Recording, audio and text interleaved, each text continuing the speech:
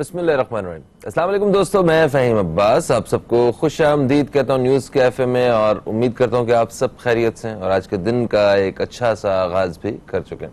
आज हमने अपने प्रोग्राम में जिन मौज़ूआत को ज़ेर बहस लेके आना है, उनमें से प्रोग्राम के पहले हिस्से में जो बात करने वाले हैं उस बारे में मैं आपको बताता हूँ।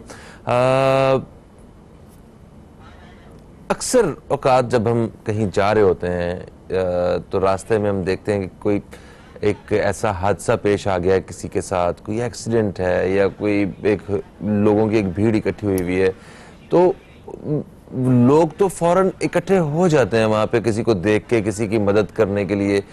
मगर वो पता नहीं क्या एक ऐसा एक बेहिस लोगों का दायरा सा महसूस हो रहा होता है कि वो लोग इर्द गिर्द खड़े होते हैं, किसी ने फ़ोन निकाला हुआ है, कोई देख रहा है, कोई हमें पता ही नहीं होता कि हम रुक तो गए हैं मगर हम किसी की मदद कैसे कर सकेंगे।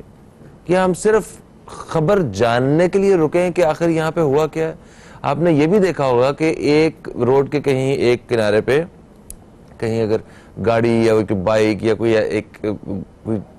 इस तरह की कोई टूटी अगर कोई चीज़ पड़ी हुई है, तो यह ऐसा मालूम पड़ रहा है कि यहाँ कुछ देर पहले एक्सीडेंट हुआ था।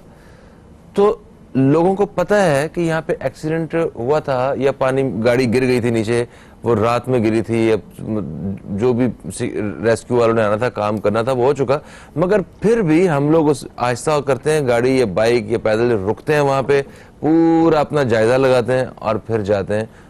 मतलब एक ट्रैफिक का एक फ्लो जो है वो भी रुक रहा होता है। मैंने इस तरह के तो बहुत सारे केसेस देखे हैं। खैर, आज हम जो बात करने वाले हैं, आज हम किसी भी इस तरह के हादसे के बाद पेश आने वाली सूरत हाल के हवाले से बात करने वाले कि वर्स्ट सिनेरियो केस में आपको क्या करना है। अगर खुदा ना ख्वास्ता हम लोगों को किसी घर में है, किसी ऑफिस में है, किसी जगह वहाँ पे आग लग जाती है, कोई पानी में कोई गिर जाता है, कोई मतलब कोई दीवार गिर जाती है, या किसी को चोट लग जाती है कि दो बाइक्स आपस में टकरा जाती हैं, मतलब किसी भी किस्म की अगर कोई हंगामी सूरत हाल, कोई हादसा पेश आ जाता है, तो उस वक्त आप अगर ये सब कुछ देख रहे हैं तो आपको सबसे पहले क्या करना है। आपको मतलब अपने आप को वहां से बचाना है, और फिर इसी के साथ साथ उस दूसरे की मदद कैसे करनी है आपको, क्योंकि हमें तो पता ही नहीं है। ट्रस्ट में हमें बिल्कुल अंदाजा नहीं है कि हमें इस तरह की हंगामी सूरत हाल में किसी दूसरे की मदद किस अंदाज में करनी है और उसके क्या क्या प्रोसीजर्स होते हैं, सबसे पहले क्या देखना है हमें। और या अगर हम खुद इस हादसे का शिकार हो गए, अल्लाह ना करे, तो उस वक्त हमें अपनी मदद के लिए किस तरह किसी को पुकारना है।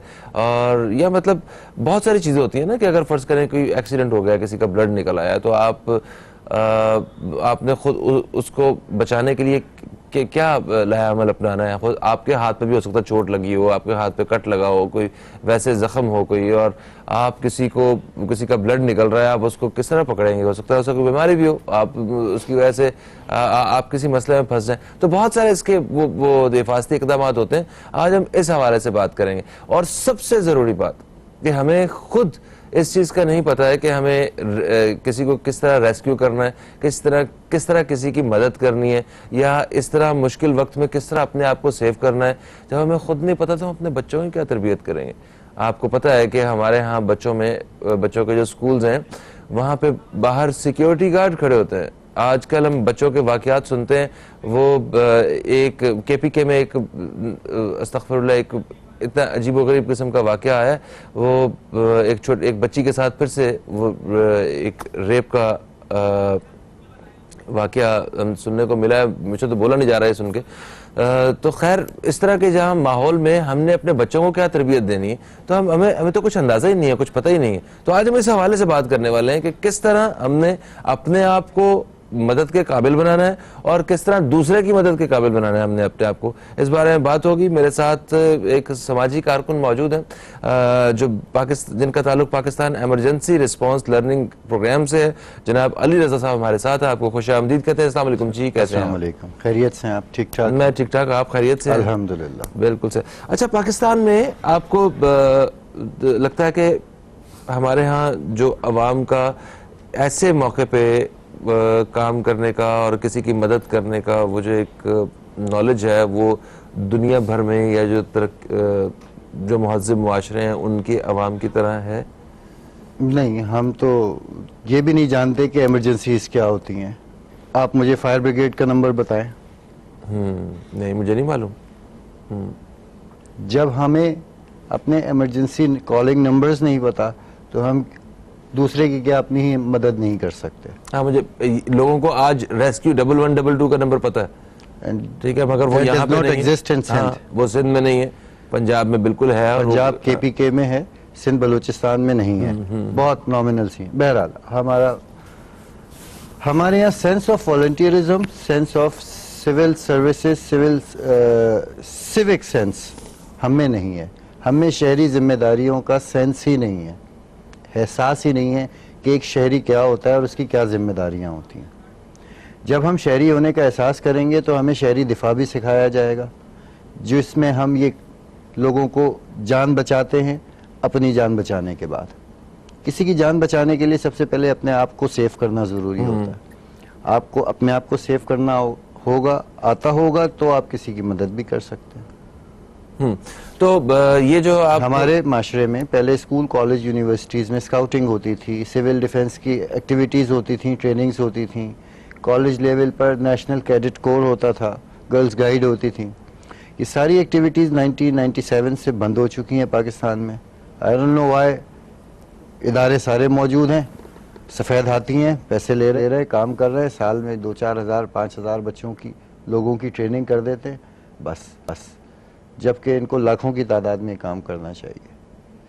मेरा जो ये इदारा है, Pakistan emergency response learning programme, ये मैंने कायम ही इसलिए किया कि मैं इन चीज़ों को दोबारा राइज कर सकूं। अब तक मैं कराची, इस्लामाबाद में 50,000 से ज़्यादा बच्चों की तरबियत कर चुका हूं। सही, माशाल्लाह।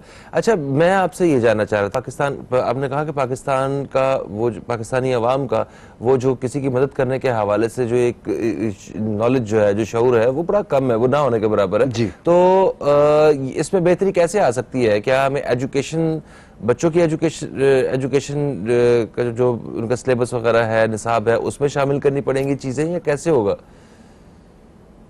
फ़हीम, सिलसिला ये है कि कुछ चीज़ें जैसे हम अपने बच्चों की तरबियत करते हैं अपने घर में, उनको अल्लाह, रसूल, दीनियात घर से सिखाते हैं। जी हाँ। उनकी बेसिक बनाते हैं, उनकी फाउंडेशन बनाते हैं। तो ये चीज़ें भी फाउंडेशन में ही रखी जाती हैं। जब वो स्कूल जाना शुरू करते हैं तो उनको बताया जाता है सिविक सेंस क्या होता है, रोड पर कैसे चलना चाहिए। कोई आपको बैड टच करे, उसको आपको शोर मचाना है। कोई आपको पकड़ने की कोशिश करे तो आपने रिटेलिएट करना है।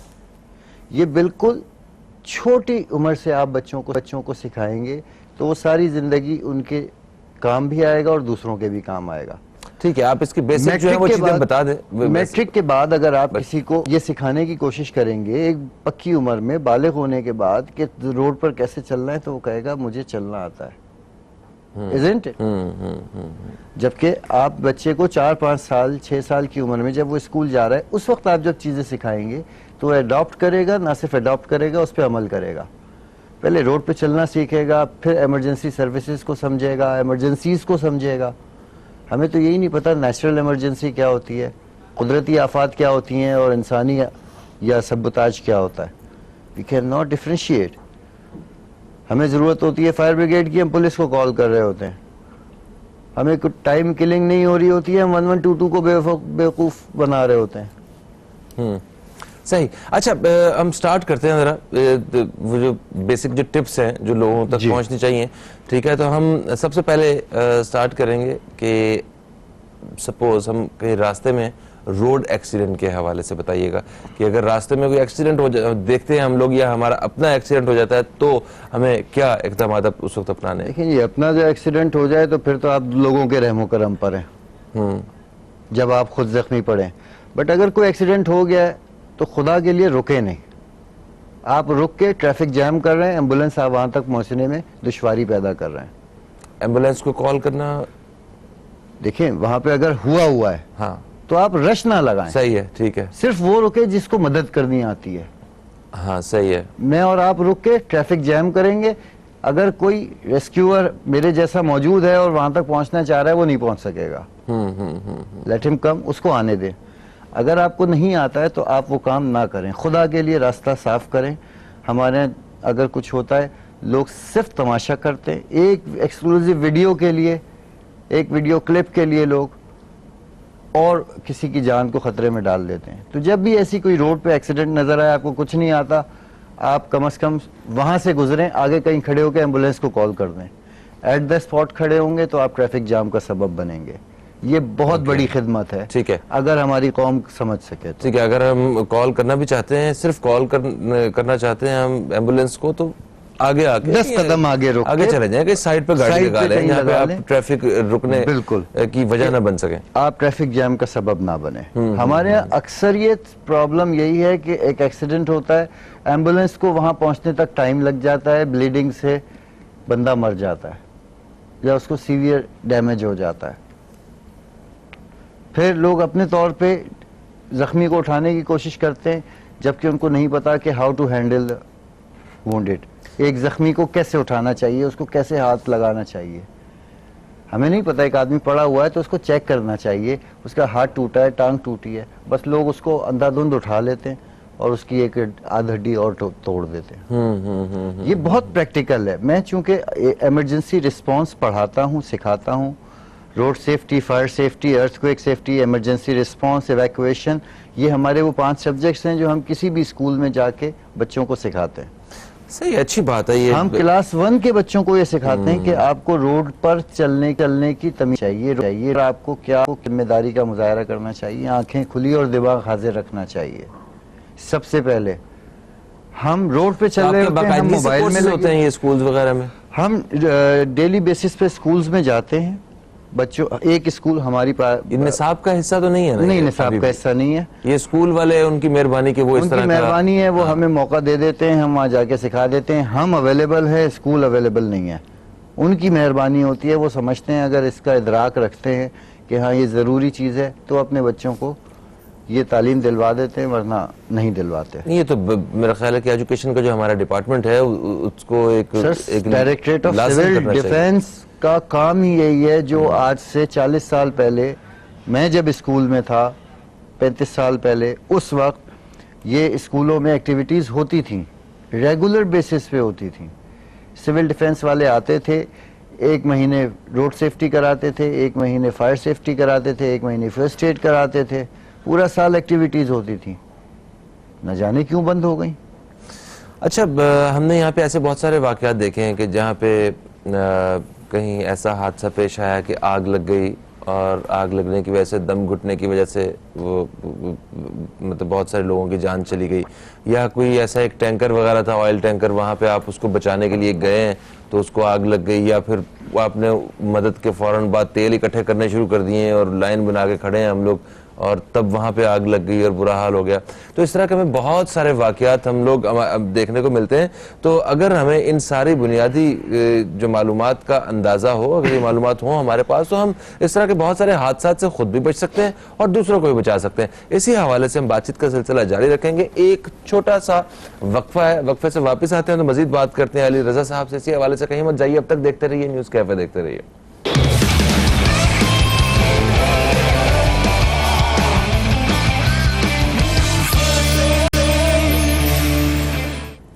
वेलकम बैक, आप देख रहे हैं न्यूज़ कैफे, मैं हूं फ़हीम अब्बास, और आज हम अपने प्रोग्राम में बात कर रहे हैं कि अगर कोई हादसा पेश आ जाए आपके साथ या किसी दूसरे इंसान के साथ, तो आप किस तरह उसकी मदद कर सकते हैं, या किस तरह आप इन मुश्किल हालात से अपने आप को जो है वो बचा सकते हैं और दूसरे की मदद का बायस बन सकते हैं। इस बारे में बात हो रही है। एक कॉलर हमारे साथ है, अली रजा साहब, जरा इन्हें शामिल करते हैं। अस्सलाम वालेकुम जी, कौन है हमारे साथ? वालेकुम सलाम, शहाद साहब, क्या हाल चाल है? आपके मेहमान को भी सलाम। आपको सलाम कह रहे हैं। बात यह है कि हमारी जब बचपने के स्कूल से एक एमसी की ट्रेनिंग होती थी, कॉलेज में हमारे एमसी की ट्रेनिंग कर ली। बाहर सिविल डिफेंस वाले इदारे, उस वक्त हमें छोटे थे, हमें याद था कि 72, 73, 74, 76 में ये सारे इदारे मौजूद थे। अब रोड पे एक्सीडेंट होता है, आप यकीन करें, मजमा होता है, अल्लाह का शुक्र, हमें तो आज भी मेरी प्रैक्टिस है, मैं जख्मी लेता हूँ, गाड़ी में डालता हूँ, एक तो फोन कहता हूँ पानी ना पिलाओ, जख्मी को रोड पे हो पानी ना पिलाओ, सिर्फ फर्स्ट एड लेके हॉस्पिटल पहुंचाओ। अच्छा, लोग यूँ डरते हैं कि मैंने देखा, मैं लेके जाता हूँ, मैं लिफ्ट भी अब भी देता हूँ, मैं कहता हूँ मेरी 3 सीट गाड़ी की फालतू जाती है, मुझे दुख लग रहा होता है, तो लिफ्ट देना अच्छी बात है। और जख्मी को लेके सबसे पहले, अब लोग डरते क्या है कि वहाँ पुलिस कचहरी अदालत ये वो, तो अल्लाह का शुक्र, मैं लोगों से कहता हूँ कि भाई हम जैसे अभी बेवकूफ आदमी उठा के लेके जाता है तो भाई करो, कुछ भी नहीं होता। अल्लाह की राखिले लेके जाओगे, अल्लाह फरिश्ते मुकर्रर कर देगा, ना तुमको पुलिस हाथ डालेगी, ना अदालतों के धक्के खाओगे। और आजकल तो हर हॉस्पिटल में है कि आप कम से कम वहां से मरीज उठाएं। और ये सही कह रहे हैं, ना किसी के पास नंबर है, हमें ये अगर आग लग जाए, सही बात है, अभी मैं फायर ब्रिगेड को क्या, हमारा नंबर ही नहीं, इमरजेंसी कॉल नंबर नहीं है। ये तो स्कूल मॉन्टेसरी से लेके क्लास 5 तक के बच्चों को हिफ्ज करवा दें, फिर एनसी की ट्रेनिंग बहाल करवाएं, सिविल डिफेंस की ट्रेनिंग बहाल करवाएं, मोहल्ले में यूनिट किस तरह बनवाएं, तो अल्लाह ने कहा ये कामयाबी से हमकिनार होंगे। और ये हमें, ये भी एक एजुकेशन है, ये एजुकेशन है सबको। यही सवाल है, इनसे डिस्कस कर लें। जी बहुत शुक्रिया, बहुत शुक्रिया, बहुत शुक्रिया। अभी आपने रोड के बारे में बताया, मैं पहले इनका जवाब दे दूं। हाँ, बता। मैं इनको अप्रिशिएट करना चाहता हूं कि जख्मियों की मदद करते हैं, इनको उठाते। इन्होंने कुछ तरबियत अपने बचपन में ली थी, जब ही ये काम कर सकते। आपको नहीं आता तो आप बिल्कुल नहीं कर सकते। आई अप्रिशिएट, और वाकई ये दुरुस्त कह रहे हैं, कोई पुलिस कचहरी नहीं होती। आप अगर जख्मी को हॉस्पिटल ले जाएंगे, आपको रिस्पेक्ट मिलेगी, लोग रिगार्ड करेंगे। ये सब झूठी बातें हैं कि आपको केस में फंसा देंगे या पुलिस के कचहरी के चक्कर लगेंगे। खानापुरी आपको करानी पड़ेगी, अपना नाम लिखा, आप ओन करें ना कि आप जख्मी को उठा के लाएं। क्यों अपना शनाख्ती कार्ड नंबर नहीं लिखवाते if you are not hitter? मैं इनको अप्रिशिएट करूंगा। और इनकी नॉलेज के लिए जो एक बात बताऊं कि सिविल डिफेंस ये काम नहीं कर रहा, मगर स्कूलों में हम ये काम कर रहे हैं। ये हमने शुरू कर दिया है। इस्लामाबाद के हम 30,000 से ज़्यादा बच्चों को ट्रेन कर चुके हैं, और अब कराची में 20,000 से ज़्यादा बच्चों को ट्रेन कर चुके हैं। हम शुरू करते हैं, सेफ्टी टिप्स की तरफ आते हैं। तो सबसे पहले मैं इमरजेंसीज के बारे में बता दूं कि इमरजेंसीज दो तरह की होती हैं, कुदरती आफात और इंसानी, मैन मेड, जो इंसान की गलतियों की वजह से या शरारत की वजह से होती हैं। कुदरती आफात में बारिश, तूफान, सुनामी, जलजला, बर्फबारी, अभी शदीद सर्दी हो रही है, गर्मियों में हीट वेव चल जाती है, ये कुदरती आफात कहलाती हैं। इनके लिए कुछ प्रेडिक्टेबल हैं, कुछ अनप्रेडिक्टेबल है। जलजला अनप्रेडिक्टेबल है, आप उसकी कभी पेशीन गोई नहीं कर सकते। हीट वेव की कर सकते हैं, हीट वेव की कर सकते हैं, बारिश की, साइक्लोन की कर सकते हैं, सुनामी की नहीं कर सकते। एवलांच आता है, तोदे गिरते हैं। अभी तोदा गिरा था हमारे यहाँ शुमाली इलाका जात में, पूरा गांव उसके नीचे दब गया था बर्फ के तोदे में। इनसे बच तो नहीं सकते हम लोग? इनसे आप बच नहीं सकते, बट अगर आप प्रिपेयर्ड होंगे, पहले से मेंटली प्रिपेयर्ड होंगे, तो आप इनको फेस कर सकते हैं। आप इनको, रिएक्शन और रिस्पॉन्स में क्या फर्क है? कैसे कैसे फेस कर सकते हैं? देखें, दो चीजें, एक होता है रिएक्शन, एक होता है रिस्पॉन्स। उर्दू में तो दोनों का मतलब रद्द अमल है, मगर अंग्रेजी में दोनों का अलग अलग लफ्ज है। रिएक्शन का मतलब आप हक्का बक्का रह गए, कुछ हो गया, जबकि रिस्पॉन्स ये होता है कि कुछ अचानक हुआ, अनसर्टेनली, अनप्रेडिक्टेबली, आप जहनी तौर पे आमादा हैं, आपने पॉज लिया और आपने उसको फेस करना शुरू कर दिया अपनी जान बचाने के लिए। That is response. जलजला आना शुरू हो, अभी ये स्टूडियो हिलने लगे, हम बैठे रह जाएंगे, हमें कुछ नहीं पता। But if we are prepare to face any kind of earthquake, अगर हमें पता होगा कि हमें करना है, तो हम फौरी तौर पे अपने आप को जमीन पर घुटनों पे ले आएंगे, बैठ जाएंगे, हाथ रखेंगे या नीचे, और किसी मेज का या किसी चीज का शेल्टर लेने की कोशिश करेंगे। This is response. जब भी जलजला आए, अपने आप को जमीन पर गिरा दें, दोनों घुटने और हाथ जमीन पर रख दें। If you are in bed, बिस्तर में हैं, सो रहे हैं, तो बिस्तर ना छोड़ें। हमेशा अपना सर और गर्दन को महफूज रखें, ताकि कोई चीज टूट के गिरे तो आपको अनकॉन्शियस ना कर दे।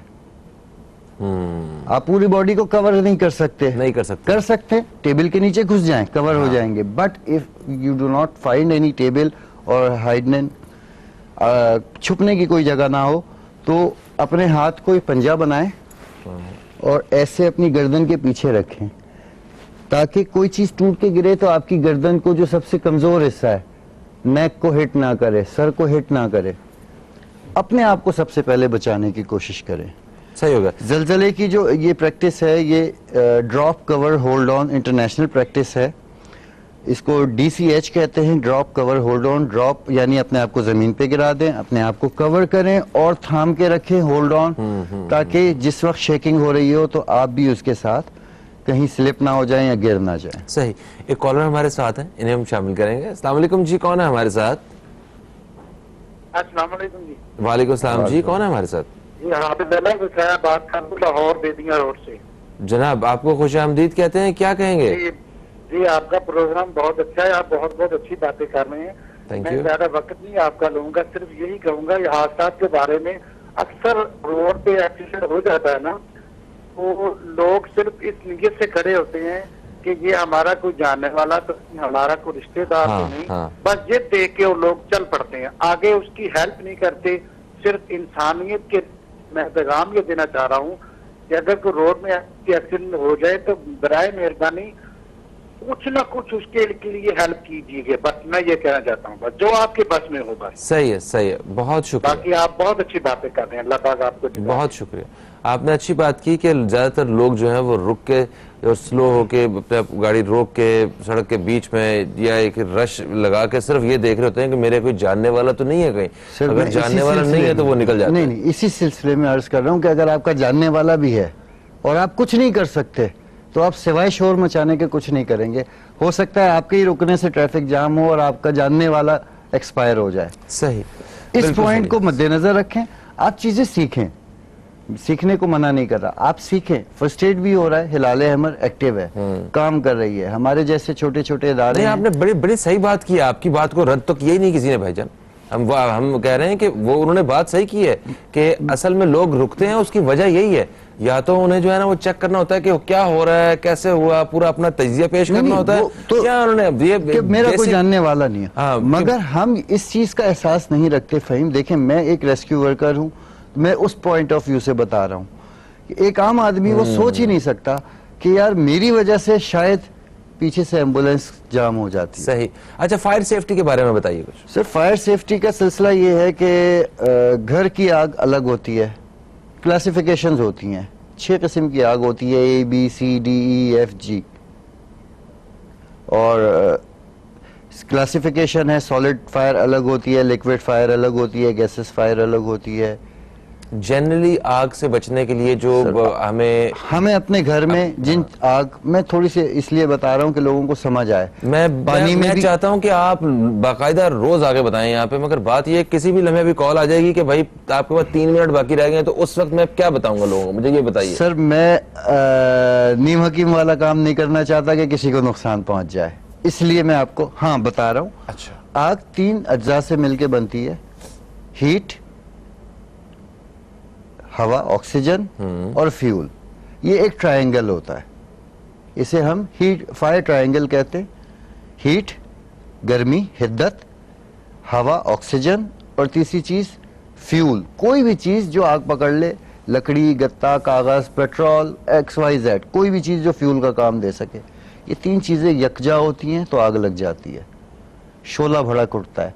इस ट्रायंगल को ब्रेक कर देंगे, पानी डालते हैं, हम हीट को खत्म करते हैं, कंबल डालते हैं, हम हवा बंद करते हैं, गैस बंद कर देते हैं, हम उसका फ्यूल रोक देते हैं। तो ये जो ट्रायंगल है इसको ब्रेक करें। मैं बहुत बेसिक बात बता रहा हूं, कोई भी आग लगी हो, हीट, ऑक्सीजन और फ्यूल, इन 3 में से किसी एक चीज को डिटैच कर दे, खत्म कर दे, रोक दे, आग बुझ जाएगी। अच्छा, और उसके लिए आपको मतलब कुछ चीज, मोटी चीज उसके ऊपर डाली जा सकती है? देखें, कभी भी लिक्विड में अगर आग लगी हुई है, पेट्रोल में, मिट्टी के तेल में, गैस में भी, तो आप पानी नहीं डालें। इलेक्ट्रिक फायर पे पानी नहीं डालें। बिजली के तारों में आग लगी हुई है, शॉर्ट सर्किट में, कभी भी पानी नहीं डालें, आप चिपक जाएंगे और नुकसानदेह हो जाएगा। सही है। पेट्रोल पे, मिट्टी के तेल पे, डीजल पे कहीं आग लगी हुई है, गाड़ियों वाड़ियों में शॉर्ट सर्किट हो जाता है, लोग पानी नहीं भाई, आपने 20 लाख की गाड़ी ली है, 10 लाख की गाड़ी ली है, 2000-5000 रुपए का सिलेंडर भी ले लें आप, छोटा सिलेंडर तो फटने वटने का खतरा नहीं होता? कोई नहीं सर, वो मौसम गर्मी सर्दी की वजह से अब तो बॉल आती है। अच्छा। एक बॉल आती है, आपने उस बॉल को, छोटी सी बॉल होती है फायर बॉल, उसको मारना है, वो खुद ही फटेगा, उसको सारी आग को बुझा देगा। उसमें से ऐसा केमिकल, उसमें फ्रीजिंग केमिकल डाला हुआ है, यहाँ पे इजीली अवेलेबल है। अच्छा। आप गाड़ी के अंदर छोटा सा आता है 2000 रुपए का फायर एक्सटिंग्विशर, बहुत कॉमन है, आपके अपने भी काम आ सकता है, दूसरे के भी काम आ सकता है। आप खरीदें, आपको अल्लाह ने गाड़ी दी है, आप एक गाड़ी। ठीक है, एक वक्फा आ गया जी, और हम कोशिश करेंगे, बल्कि वक्फे के बाद भी हम कुछ वक्त हम लेने की कोशिश करते हैं। और दोस्तों कहीं मत जाइए, अब तक देखते रहिए न्यूज़ कैफे, देखते रहिए। अभी आपसे कुछ देर बाद दोबारा मुलाकात हो रही है।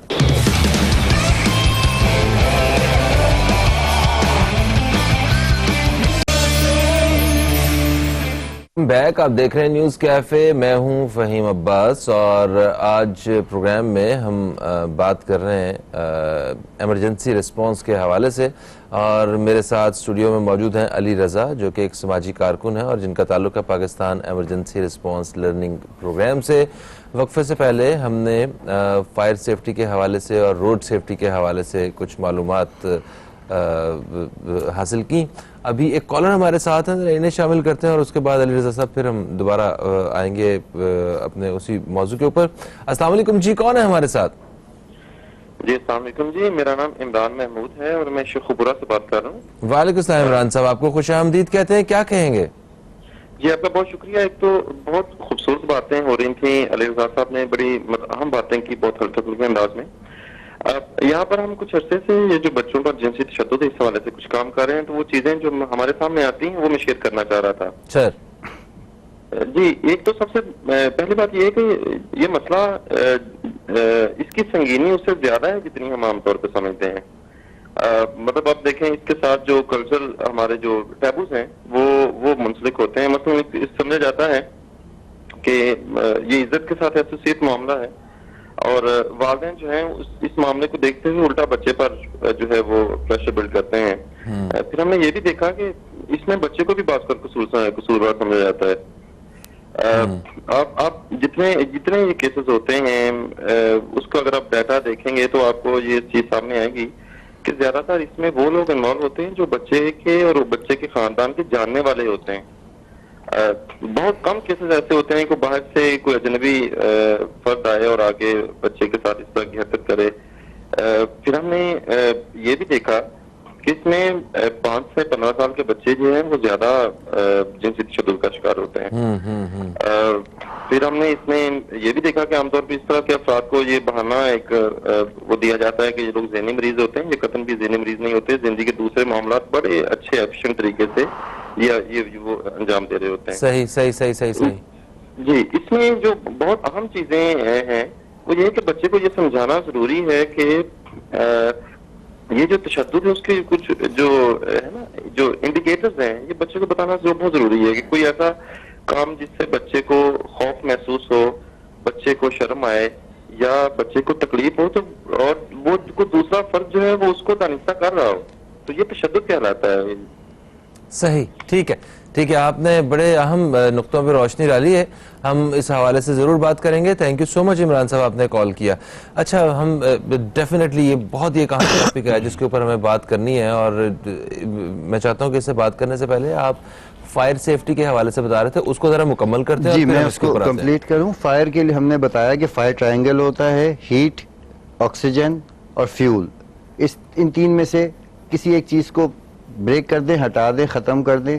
अगर गर्मी है तो बर्फ, मतलब फायर एक्सटिंग्विशर से या पानी डाल के कूलिंग मेथड इस्तेमाल किया जाता है। आपने ये बताया था कि अगर बिजली की वजह से आग लगी हुई है तो उसमें पानी आप कभी भी पानी नहीं डालना। अगर मोटा कपड़ा या फायर ब्लैंकेट इस्तेमाल करें। मोटा तौलिया होता है, अगर आप उसको आग के ऊपर रख के दबा दें। चूल्हे की गैस की आग का भी यही सिलसिला है। अच्छा, कि अगर जैसे पैन वगैरह में, कढ़ाई में आग लग जाती है तो सिंपली आपके पास जो बड़ा ढकना है वो उसके ऊपर ढक दें, उसकी ऑक्सीजन बंद होगी, आग का शोला बुझ जाएगा। ठीक हो गया। इसी तरह से ऑक्सीजन बंद करने को स्मोदरिंग मेथड कहते हैं। कूलिंग मेथड होता है जिसमें आप पानी डाल के या दूसरे सब्सटेंस डाल के उसको ठंडा करते हैं। और तीसरा होता है फ्यूल डिटैचमेंट, यानी उसका जो फ्यूल आ रहा है, लकड़ी है, कागज है, गत्ता है, इलेक्ट्रिक में तो आपको जो है हीट मिल रही होती है, ओवर हीटिंग होती है, या गैस आ रही है तो वो गैस वाल्व बंद कर दें। सही है। अगर धुआं भर जाए, सर आग शोला अगर आप बुझा भी देंगे तो सुलगता रहेगा और धुआं होगा। हमारे यहाँ अक्सर अमवात जो होती हैं वो धुएं से होती हैं। सांस बंद हो सांस दम घुट जाता है, मर जाते हैं, इसे सफोकेशन कहते हैं। बल्दिया टाउन की जो फैक्ट्री में लोग जाबाक हुए थे उसमें से अक्सरियत 50% से ज़्यादा लोग सफोकेशन से, दम घुटने से हलाक हुए थे। उनको ये नहीं पता था कि दम घुटने, धुआं भर जाने की सूरत में क्या करना चाहिए। क्या करना चाहिए? सबसे पहले अगर कहीं धुआं भर रहा है तो आप वहां के खिड़की दरवाजे खोल दें ताकि धुआं बाहर निकले। अच्छा, तभी याद फिजिक्स का उसूल है, उसके मुताबिक गर्म हवा हमेशा ऊपर उठती है, धुआं उठता है, आपने भी देखा है हमारे चाय के कप में से भी धुआं ऊपर जाता है, ऊपर जमा होता है, जब बढ़ता है तो आहिस्ता आहिस्ता नीचे फिक्स होता है। आपने सबसे पहले खिड़की दरवाजे खोल देने हैं। अगर जहाँ पे ग्रिल्स वगैरह लगी हुई हैं, आप खिड़की नहीं खोल सकते, शीशा है, आप कोई सख्त चीज़ लेके शीशे तोड़ दें ताकि धुआं बाहर निकले। ये सबसे पहला स्टेप है। दूसरा स्टेप ये है कि आप घुटनों के बल चलते हुए जमीन पे बैठ के, ताकि धुआं कार्बन डाइऑक्साइड, धुआं ऊपर है, आप धुएं से नीचे जी मूव आप करने की धुएं से कोशिश करें। नीचे मूव करें, खड़े होने की कोशिश ना करें क्योंकि धुएं के फ्यूम्स होते हैं, मुख्तलिफ केमिकल्स भी उसमें शामिल हो रहे होते हैं, कार्बन मोनोऑक्साइड और डाइऑक्साइड के साथ। तो आप ज़मीन पर बैठें और कोशिश करें कि इवैक्यूएट करें, बाहर निकलें, करीब तरीन एग्जिट से खुली जगह में आएँ ताकि धुआं आपको डिस्टर्ब ना करे। धुआं सिर्फ सांस नहीं रोकेगा, आपको देखने की सलाहियत भी, बसारत को भी मुतासर करेगा। ठीक है, विजिबिलिटी भी तो आपकी।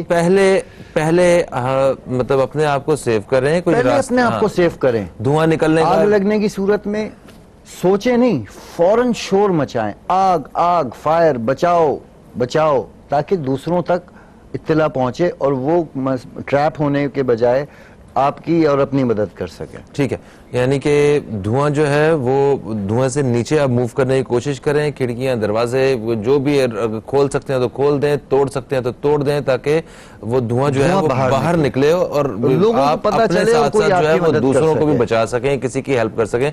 और सबसे पहले खुद को अपना सबसे पहले खतरे से जो है वो दूर रखना है आपको।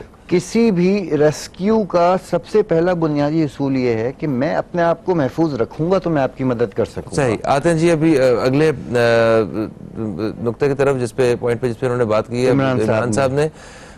हमारे यहाँ वाकई बदकिस्मती से एक ऐसा एनवायरनमेंट हमें मिल जाता है, और मतलब एक एनवायरनमेंट मिलने का खतरा होता है बदकिस्मती से, कि जहां बच्चों के साथ ज्यादती के केसेस हमें देखने को मिल रहे हैं। ये एक बड़ी अफसोसनाक बात है। और इसमें कोई, अभी जिस तरह वो बात कर रहे थे इमरान साहब के, हमारे यहाँ वो जो लोग ये काम करते हैं वो आपके जानने वाले होते हैं, फेमिलियर होते हैं। तो इसका मतलब ये नहीं कि हम अपनों से, सारे लोगों से, मतलब मामू, चाचू, भाई, दोस्त, अजीजों, कारब, अंकल, आंटी, इनसे जो है ना बच्चों को दूर रखना शुरू कर दें, ऐसा हो नहीं सकता।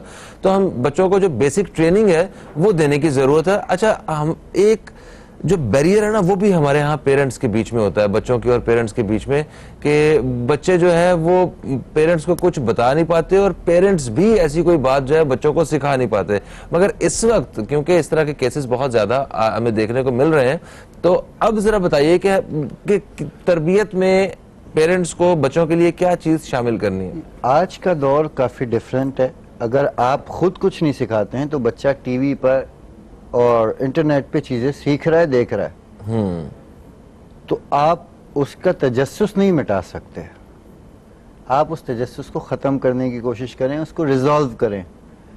वो क्यूरोसिटी उसको तबाही की तरफ ले जाती है।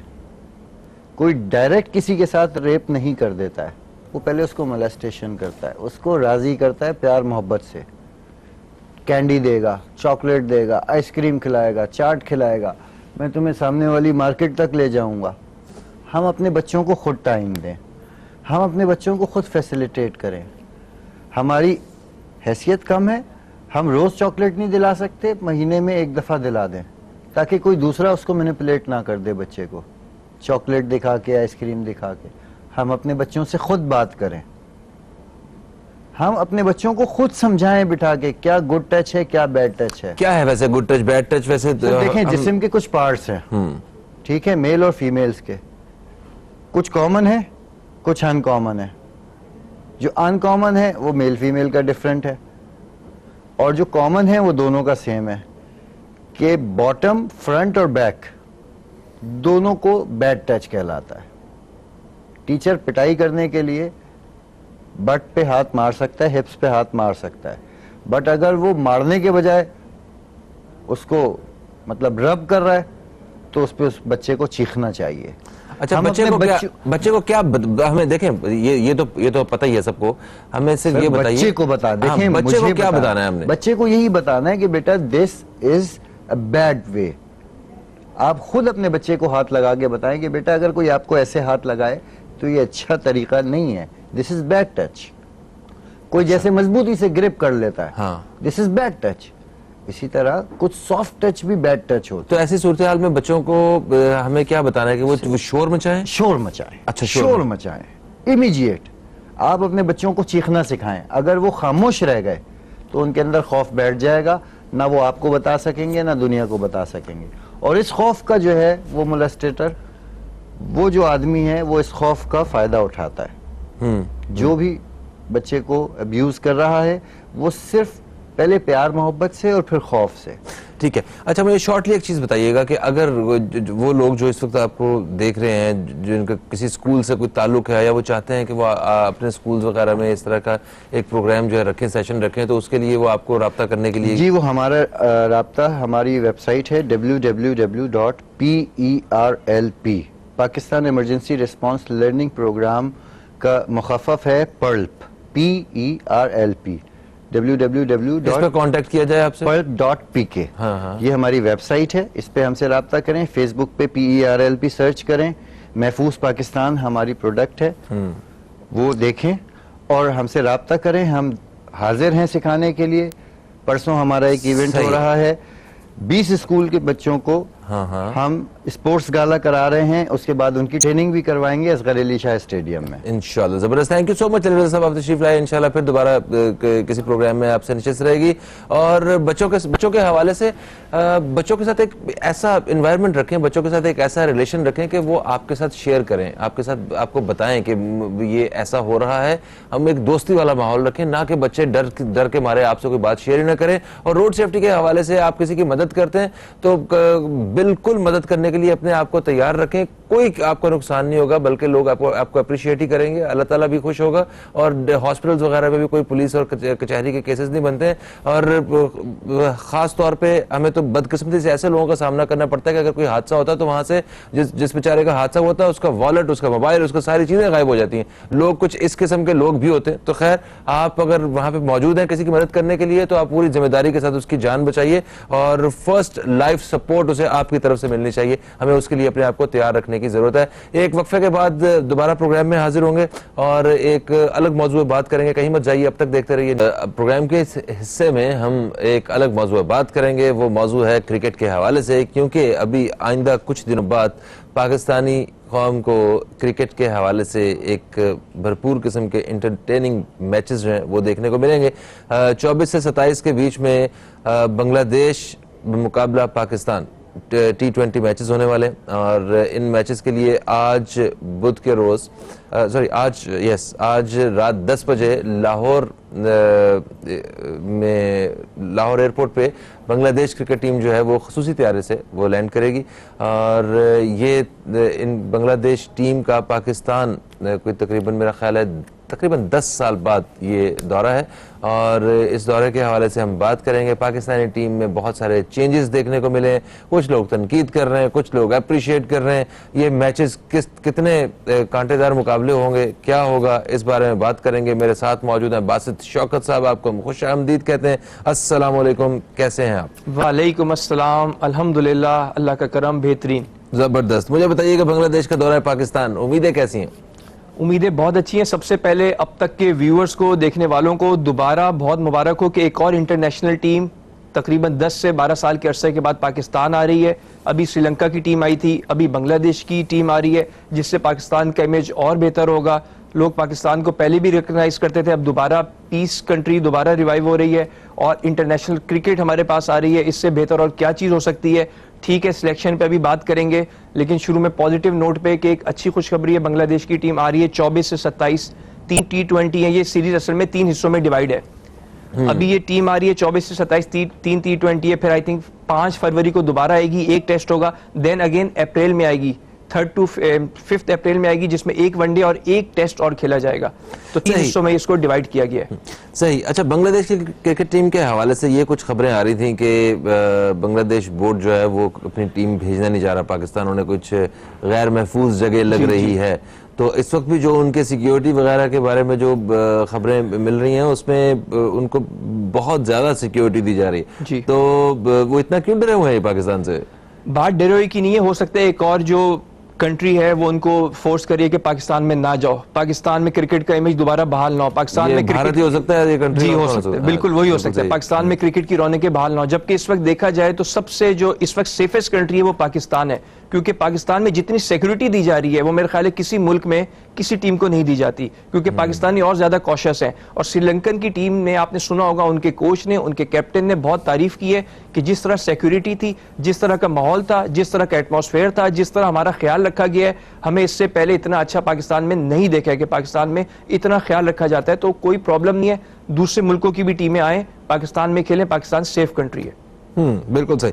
अच्छा, ये बातें क्रिकेट टीम के हवाले से सुना है कि पाकिस्तानी क्रिकेट टीम जो है ये दोबारा से इकट्ठी की गई है, तो इसमें जरा बताएं बात लंबी हो जाएगी, कौन आया, कौन गया, क्या है? बल्कि मैं तो कहूंगा अगर हमारे कुछ व्यूअर्स अगर वो कॉल भी करें तो हमें भी बताएं, अपना भी इनपुट दें, वो भी क्या समझते हैं। देखें, अभी पाकिस्तान श्रीलंका सीरीज से पहले ऑस्ट्रेलिया में गया था। कोशिश करेंगे पॉजिटिव्स लें, लेकिन हकीकत बतानी चाहिए जो नेगेटिव्स हैं। वहां बुरी तरह से शिकस्त हुई थी पाकिस्तान को, बिल्कुल, T20 में, वनडे में और टेस्ट में। तो जब ऑस्ट्रेलिया गई थी तो हमने कहा था कि भाई आपने एकदम से सारे सीनियर प्लेयर्स को निकाल दिया। लोग समझ गए होंगे कौन से सीनियर प्लेयर जिनको आप टीम में डाला है, मोहम्मद हफीज और शुएब मलिक। उन दोनों को आपने उस सीरीज में बाहर कर दिया जिसमें थोड़ी सी जरूरत थी, क्योंकि बिल्कुल आप नई टीम ले गए। इस सीरीज में जो कि होम ग्राउंड में हो रही है, होम कंट्री में हो रही है पाकिस्तान की, और बांग्लादेश के खिलाफ जो कि ऑस्ट्रेलिया से मुकाबले में काफी कमजोर टीम है, उसमें आपने दोनों को इंडक्ट कर दिया। तो अब इनकी क्या प्लानिंग है? क्या ये चाह रहे हैं? कहीं ये तो नहीं सोचा इन्होंने कि वहां पे सीनियर्स की कमी महसूस हुई है तो यहाँ पे टीम में 2 सीनियर्स होने चाहिए? मुझे तो ये लगता है कि शायद इस वजह से उनको सेव किया गया कि अगर वो वहां पे फेल हो जाते हैं मोहम्मद हफीज और शुएब मलिक, तो इनकी वर्ल्ड कप में, जो अभी T20 होने जा रहा है, वर्ल्ड कप में शायद इनकी शमूलियत नहीं होती। और अब जो इनको इंडक्ट किया गया है, अगर ये T20 में परफॉर्म कर देते हैं तो इनको T20 के वर्ल्ड कप में जाने से कोई नहीं रोक सकता। तो वहां पे जो नए लड़के जो गए हैं, जो अच्छा परफॉर्म नहीं कर सके वो उस बड़ी टीम के सामने और प्रेशर की वजह से, हो सकता है वो अच्छे क्रिकेटर्स हों, उनका तो चांस गया जिंदगी से। बिल्कुल गया। अब देखें ना, अब टीम में कुछ चेंजेस भी हुई हैं। सबसे पहले देखें, अगर हम बिल्कुल सही बात करें, मोहम्मद रिजवान वहां बहुत अच्छा खेला, टेस्ट में बहुत अच्छा नजर आया कि अच्छा हो कि आपने सरफराज को रिप्लेस किया। वनडे में भी बुरा नहीं था, लेकिन जहां T20 की बात आती है वहां सरफराज के साथ ज्यादती की गई है। T20 में मोहम्मद रिजवान की कोई परफॉर्मेंस नहीं है। हमारे कोच क्या कहते हैं, हमने इसको देखा कि बड़ा अच्छा परफॉर्म कर रहा है। आप दिन को रात नहीं कह सकते, रात को दिन नहीं कह सकते। अगर आप ये बोलेंगे तो कौम के साथ ज्यादती कर रहे हैं, अपने साथ ज्यादती कर रहे हैं, लोगों के साथ ज्यादती कर रहे हैं, पाकिस्तान के 20 से 22 करोड़ के साथ ज्यादती कर रहे हैं। T20 में सरफराज की जगह बनती थी। जब आप शुएब मलिक और हफीज को ला सकते हैं, सरफराज का क्या कसूर है? अगर कोई बोले ना, आप ऐसा करें कि आप एक पोल करवा लें, पता चले कि जी T20 में मोहम्मद रिजवान बेस्ट है या सरफराज बेस्ट है या कोई और बेस्ट है। चले, मैं कहता हूं ठीक है, इसको नहीं ले जा, आप सरफराज को भी ना लें। कामरान अकमल की जगह बनती थी। कामरान अकमल क्या करे, बल्ले से रन्स कर करके थक गया है वो, उसको आप टीम में नहीं ले रहे। मैं तो सरफराज की भी चले बात नहीं करता, आप कामरान अकमल को चांस दे सकते। Kamran Akmal on a given day T20 में मैच विनर है। फिर भी अगर ओवरऑल भी हम देखें, क्योंकि इतने अरसे से सरफराज टीम के साथ है, खेल रहे, एज सरफराज का है, सरफराज को नहीं लेते, नंबर 2 प्रायोरिटी कामरान अकमल है।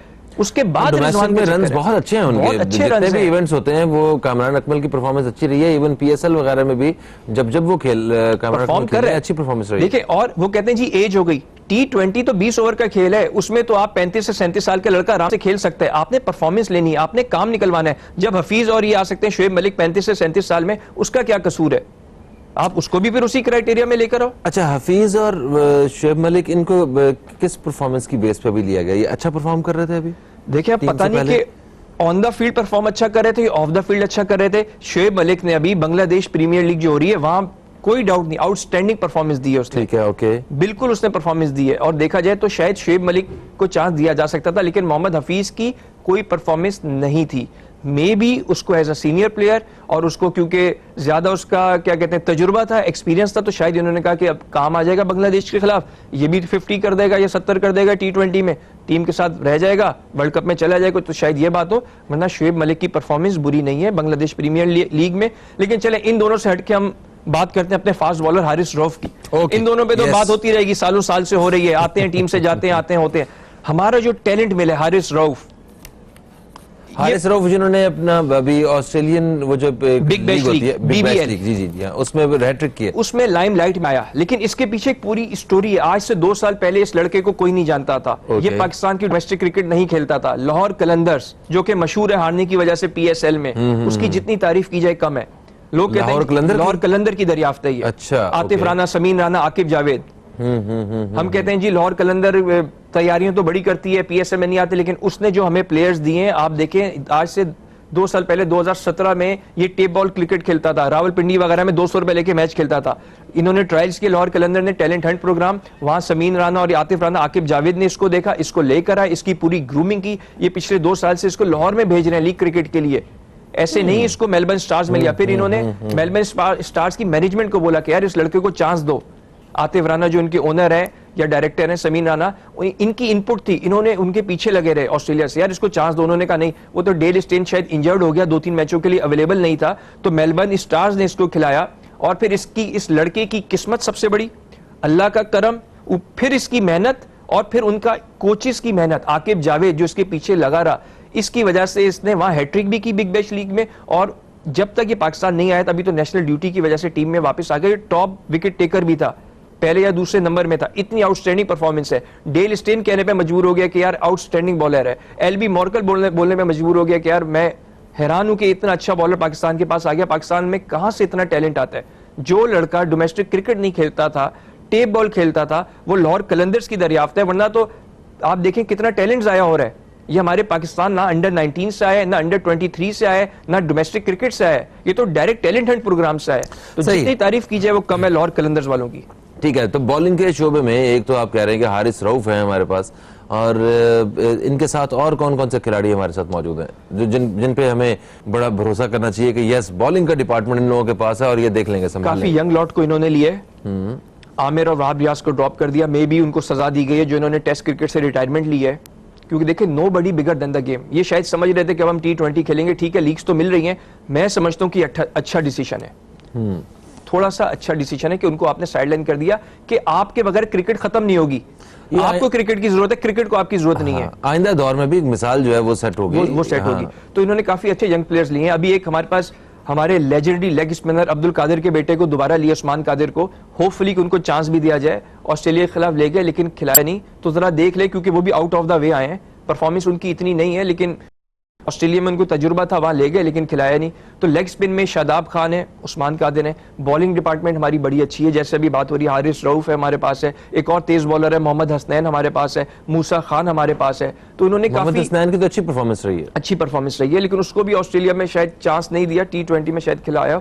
तो अभी इंशाल्लाह उम्मीद है ये तीनों खेलेंगे और उम्मीद है कि अच्छा रहेगा हमारे पास। मैं तो ये कहता हूं कि अगर नसीम शाह को भी ये टीम में डाल देते, उसने टेस्ट मैच में अच्छी परफॉर्मेंस दी है। एक लड़का जिसका कॉन्फिडेंस इतना हाई है, टेस्ट मैच में अच्छी परफॉर्मेंस दी है, उसको आपने अंडर 19 वर्ल्ड कप में भी नहीं भेजा, तो T20 में इसको खिला देते हैं। और हो सकता है होम क्राउड के सामने अगर वो परफॉर्मेंस देता T20 में तो हमारे लिए और अच्छा हो जाता। जो वर्ल्ड कप आ रहा है आगे T20 का, उसमें क्योंकि नसीम शाह की लाइन एंड लेंथ बहुत अच्छी है, वो और अच्छा हो सकता एक था। कॉलर हमारे साथ है, शामिल करेंगे। अस्सलाम वालेकुम जी, कौन है हमारे साथ? वालेकुम अस्सलाम, रियाज खान बोल रहा हूँ, मॉडल कॉलोनी कराची से। रियाज खान साहब, आपको खुशामदीद कहते हैं। मुझे पता था आज क्रिकेट के बारे में बात हो रही है, आपकी कॉल जरूर आएगी। आपकी मोहब्बत है फहीम भाई। स्पोर्ट्स से मेरा ऐसा है कि दिली लगाव है और मैं पिछले 30 साल से स्पोर्ट्स को देख रहा हूँ और स्पोर्ट्स ऑर्गेनाइजर भी हूँ, क्रिकेट टीम का कप्तान। खैर लंबी हो जाएगी, मेरे को 2 मिनट दीजिएगा। मैं भाई बात कर रहे हैं कि यहाँ तो शुएब मलिक और हफीज ये तो बहुत ऊपर की बात कर रहे हैं। मैं इनके नॉलेज में एक इजाफा कर दूं कि अंडर 16 में एक बच्चा अरबाज हनीफ एक्स आमिर हनीफ का बेटा, उसको सिंध की टीम में इसलिए निकाला गया कि बस वो लाइकिंग में नहीं था। उसे कहा कि ये आया कैसे, तो भाई 16 फिर उसके बाद 19 टीम में अभी वर्ल्ड कप गई है अंडर 19 की टीम जब गई है वर्ल्ड कप खेलने के लिए तो उसमें बिल्कुल रनों के अंबार किए जहांजेब सुल्तान ने, और वो इस वक्त टॉप खिलाड़ियों में था, कराची से बेहतरीन बैट्समैन है, लेकिन उसको नहीं रखा। जहांजेब सुल्तान को अंडर 19 के वर्ल्ड कप से बाहर कर दिया। उसके आंसू रुकने के नहीं थे क्योंकि उसके साथ ज्यादती हुई है। अब उसका कोई वली वारिस नहीं है। तीसरा यह कि अगर ये पाकिस्तानी टीम की बात करते हैं तो पाकिस्तानी टीम में तो यह होगा, नीचे की सतह पे इतनी बेईमानियां होती है, इतने बच्चे जो है वो क्रिकेट की तरफ से बिल्कुल रुझान खत्म होता जा रहा है पाकिस्तान में स्पोर्ट्स की। मैं समझता हूं कि आने वाला टाइम जो है लोग कहेंगे कि भाई क्रिकेट वगैरह ना खेलो, अपना टाइम ना जाया करो।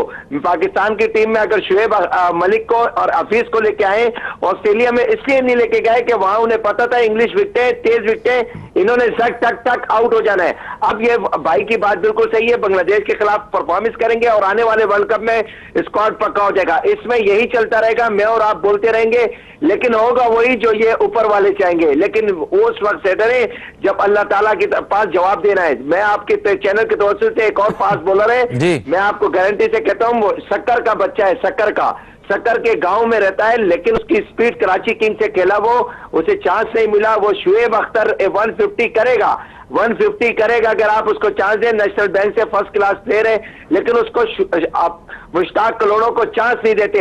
हारिस अली खान है, फर्स्ट क्लास प्लेयर है, T20 का स्पेशलिस्ट है। मैं आपको दावे से कहता हूं कि आप शाहिद अफरीदी को भूल जाएंगे अगर हारिस अली खान को आपने चांस दिया। जैसे वो छक्के मारता है, लोग कहेंगे कि ये अफरीदी का एक और छोटा भाई आ गया हारिस अली खान। पाकिस्तान में बहुत सारे टैलेंट मौजूद है, जहांजेब सुल्तान को अगर आप ले आए ऊपर तो बहुत है। बहुत शुक्रिया, बहुत शुक्रिया रियाज खान साहब। हम जानते हैं आपका क्रिकेट के साथ जो है एक अच्छा गठजोड़ है, अच्छा आपका रिश्ता है, और आपने जिन लड़कों के, जिन खिलाड़ियों के बारे में बताया वो डेफिनेटली आप चाहते हैं कि ये एक अच्छा टैलेंट है और ये कौमी टीम में खेल के पाकिस्तान के परचम को जो है और बुलंद कर सकें।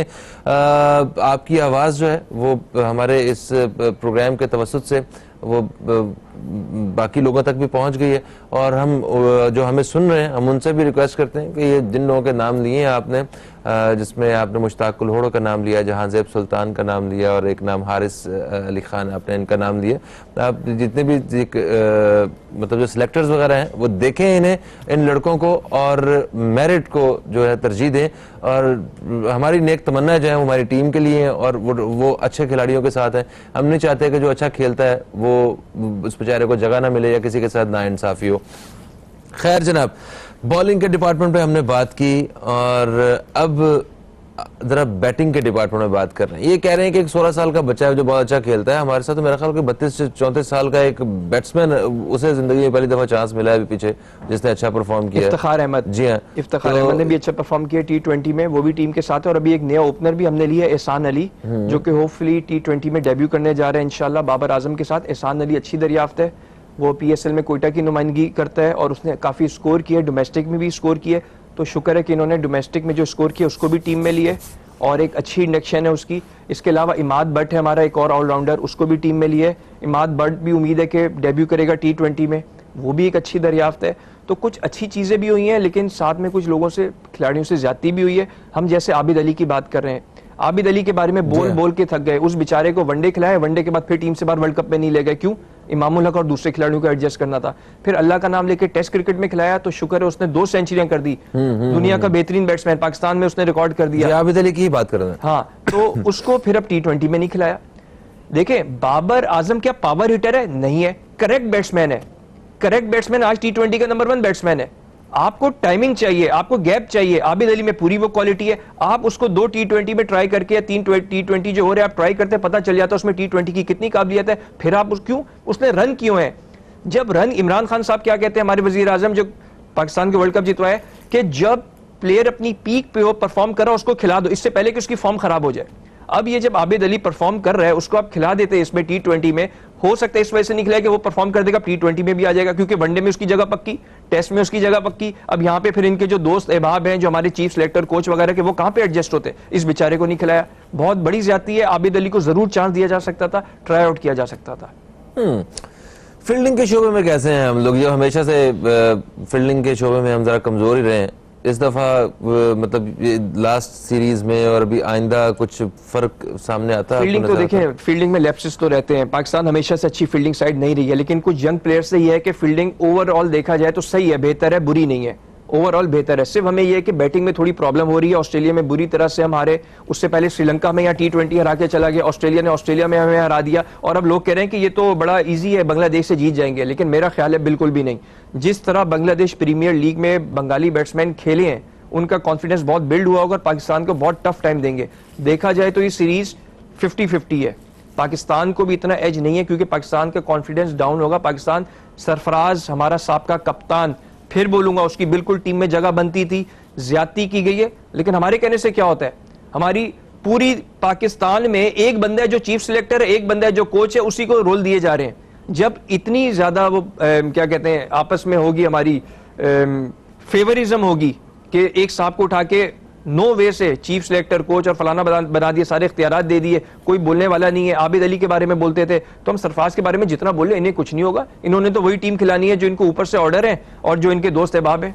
अच्छा, तो बात कर रहा था कि सरफराज अहमद की पूरी जगह बनती थी, उसके साथ ज्यादती की गई है और उसको इस वजह से भी नहीं खिलाया यहाँ पे, क्योंकि अगर हो सकता है वो भी परफॉर्म कर जाता T20 में, फिर कैसे दूसरों को ले जाते। सही।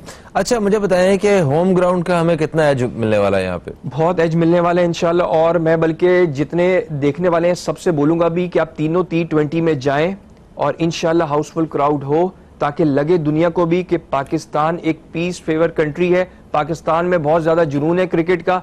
और आप देखिएगा इंशाल्लाह कि बहुत अच्छी सीरीज होने वाली और क्रंच मैचेस होंगे, दोनों टीमें हम पल्ले हैं। बांग्लादेश की बैटिंग बॉलिंग भी बहुत मजबूत है और पाकिस्तान में क्योंकि थोड़ी सी बॉलिंग हमारी नहीं आई है, तकरीबन फास्ट बॉलर देखा जाए तो इतने रॉ फास्ट हैं, ज्यादा एक्सपीरियंस नहीं है, तो बांग्लादेश की जो बैटिंग लाइन है वो काफी टफ टाइम देगी। और इंशाल्लाह उम्मीद कर दें at the end of the day Pakistan की ही जीत होगी। पाकिस्तान में इंटरनेशनल क्रिकेट आई है, T20 में भी जीत होगी, ओवरऑल भी पाकिस्तान इंशाल्लाह जीतेगा। और इंशाल्लाह उम्मीद है हम पॉजिटिव्स आएंगे, जो हमारे कोचेस वगैरह वो सीखेंगे, सिलेक्टर्स वगैरह सीखेंगे और नाइंसाफी आगे खिलाड़ियों से नहीं करेंगे। बिल्कुल सही, thank you so much. Basit Shaukat साहब आप मौजूद थे हमारे साथ और हमने बड़ी जबरदस्त किस्म की आपसे मालूमात हासिल की क्रिकेट के हवाले से, आने वाली सीरीज के हवाले से। टीम्स तो वो जीतेगी वही जो अच्छा खेलेगी। हमारी टीम नई जरूर है मगर बहुत अच्छी टीम है, और जो जज्बा हमारी इस कौम में और पाकिस्तानियों में मौजूद है क्रिकेट टीम में, वो शायद किसी और में नहीं होगा। और एक क्रिकेट की जीत के हवाले से आपको बता दूं कि PSL जो 5 जो है, आने वाला जो PSL है, उसके सारे मैचेस पाकिस्तान में होने वाले हैं। क्रिकेट के हवाले से ये साल जो है वो भरपूर एंटरटेनमेंट का साल है, तो आप सबको भी बहुत बहुत मुबारक हो। और जो लोग मैच देखने जा सकेंगे वो जरूर मैच देखना चाहें, ये मौका गंवाना नहीं है, क्योंकि बहुत ही धमाकेदार